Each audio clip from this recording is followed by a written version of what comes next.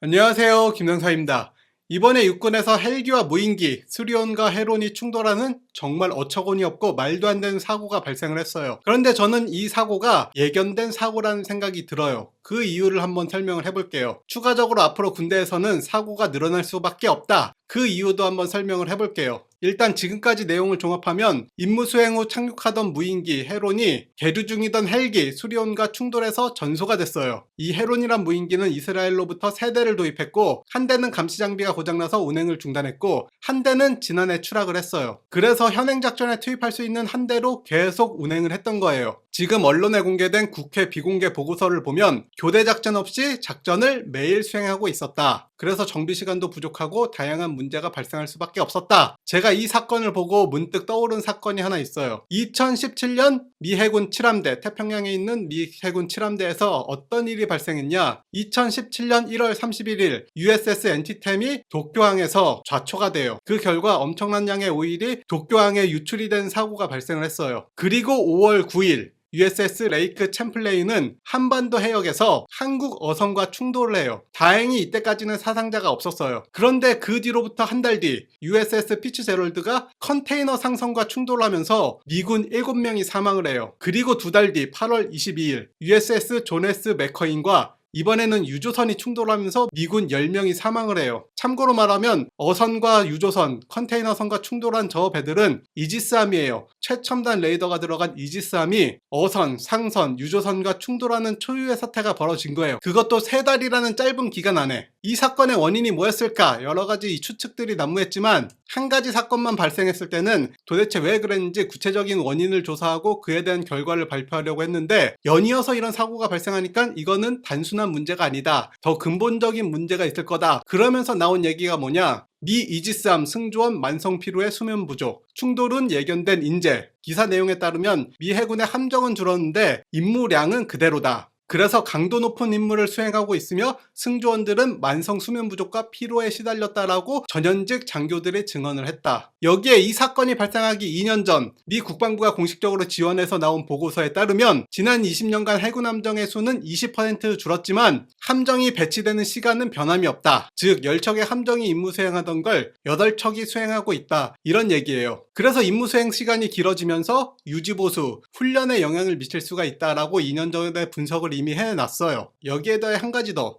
함정을 이끄는 이는 25세 미만의 젊은 지휘관이다. 지휘관 자격시험은 통과했지만 경험이 부족하다. 특히 미 해군은 신임 장교에게 하던 6개월간의 집중훈련을 2003년 중단을 시켰다. 대신 곧바로 실전 배치, 업무를 배우도록 했다. 거기다가 2016년까지는 신임 장교의 14주 교육과정에 첫 항해를 끼워 넣기도 했다. 그러나 현장에서 너무 바빠서 이들을 교육할 시간이 별로 없다는 게 전현직 장교들의 증언이다. 이거 지금 한국 육군에서 흔히 하는 얘기들 있죠? 야전 가서 배워라. 여기에 당직사관들은 3일에 한 번씩 20시간씩 임무를 서야 한다. 수면 시간이라도 훈련이나 재급유 작전이 있을 때는 몇 시간씩 깨어 있어야 하므로 제대로 잘 수가 없었다. 이거는 도쿄항에서 좌초된 맥케인함의 사고 분석 보고서의 일부인데, 승조원들은 이런 일련의 추진력 및 조타 변동 과정을 인지하지 못하고 있었다. 이는 교육과 기술 숙지 불충분으로 인해 승조원들이 조타 시스템에 관한 필수 지식을 갖고 있지 않았기 때문으로 보인다. 평소 엔진 출력과 조타에 관한 지식과 대처 방법을 숙지하지 못한 승조원들이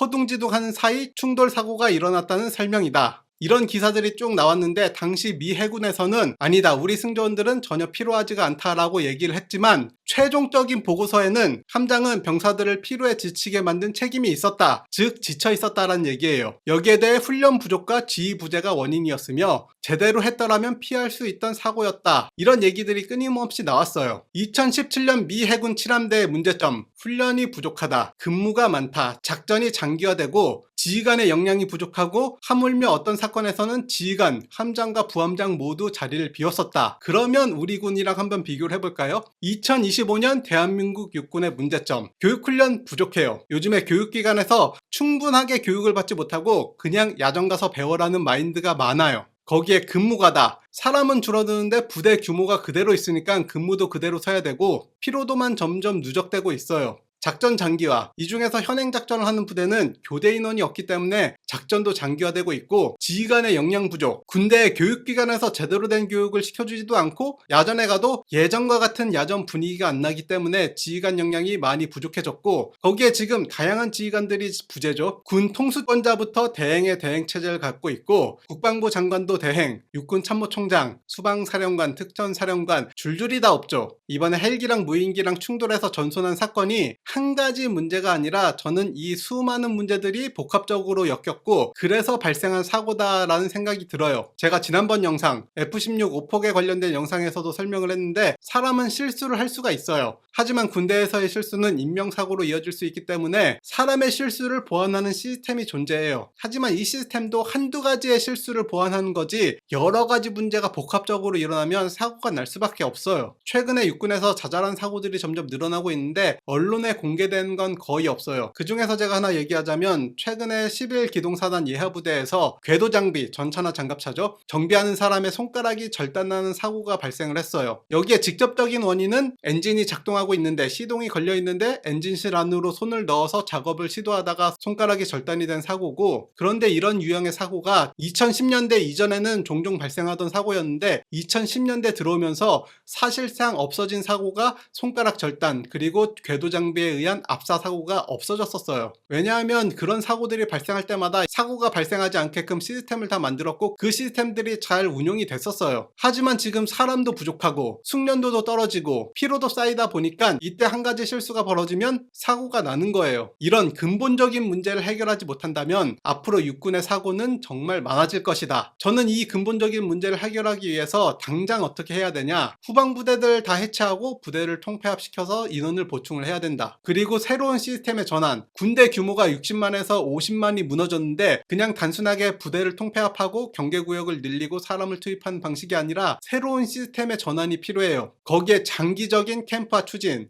사실 캠프화가 빠르게 추진되면 정말 이상적인 모습이긴 한데, 이 캠프화라는 게 물리적인 시간이 너무 오래 걸려요. 모든 게 잘 풀린다 해도 20년이 걸릴 거고, 거기에 한두 가지 문제만 발생해도 30년은 걸리는 게 캠프화예요. 그래서 캠프화를 한 번에 하는 게 아니라 단계적으로 해 나가야 돼요. 사실 후방부대 중에서 없어져야 될 부대가 상당히 많아요. 물론 꼭 필요한 부대들도 있지만 꼭 필요한 부대를 남기고 나머지 부대는 다 없애면 돼요. 동원사단, 예비군 훈련소 다 통폐합시고 효율성을 높이면 되고, 그러면 필연적으로 뭐가 돼야 되냐, 소령, 중령, 대령, 장군 자리를 줄여야 돼요. 어차피 부사관은 지금 사람도 없기 때문에 자리를 줄여도 아무 문제가 없는데 소령, 중령, 대령, 장군 자리는 줄여야 돼요. 그런데 이걸 그냥 막 줄이면 또 안 되겠죠. 그 사람들의 인생도 있고 국가를 위해서 오랜 기간 헌신한 사람들인데 이에 대한 대책도 분명히 필요해요. 미군들은 20년 차의 전역자가 굉장히 많아요. 20년 차 전역자가 얼마나 많냐? 미군의 대대 주임원사는 통상 군생활 17년에서 18년 정도 하신 분들이 미군 주임원사를 하세요. 왜냐? 20년 넘어가는 분들이 거의 없기 때문에. 40대가 되면 신체적 능력이 떨어진다. 그래서 전투원으로 적합하지 않을 확률이 높아요. 그러니까 미군은 20년 차의 연금을 어느 정도 충분히 지급을 하고, 거기에 더해서 재취업에 관한 여러 가지 지원 제도가 있기 때문에 그냥 전역해도 아무 문제가 없어요. 하지만 지금 대한민국 군대 전직 지원 제도는 개판이다. 실제로 전역하는 사람들이 뭐를 원하고 뭐가 필요한지 열심히 연구하고 조사해서 시스템을 만드는 게 아니라 그냥 시스템을 만들어 놓고, 그러면 그 시스템이 필요한 사람들만 오고 필요 없는 사람들은 오지 않아요. 그러면 그 시스템이 필요한 사람들만 와서 전직지원제도에 대한 설문을 진행하고 그 사람들에 맞춰서 전직지원제도가 운영이 되니까 사실상 50대 이후에 전역하는 사람들에게만 맞춰져 있어요. 20대, 30대, 40대 전역자들에게는 전혀 어울리지 않는 게 전직지원제도예요. 여기까지 시청해주셔서 감사합니다.